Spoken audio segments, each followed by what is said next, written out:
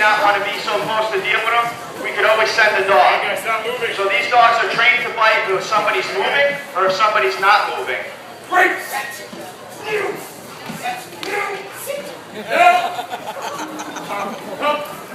The hardest thing for these dogs to do is to break off that bite because that's what they love to do, you know. But this, again, Hades is our newest canine. He literally graduated the academy last week. So he's only had 4 days on the road. And as you can see, he's already a fine product.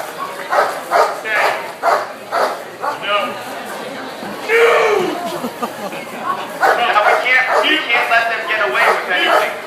That's what we call a cheap shot. Now if Steve just let him have that bite and didn't correct him, the dog would never know. So we must correct it every time to make sure that dog is perfect. And if an instance just basically assaulted the handler again.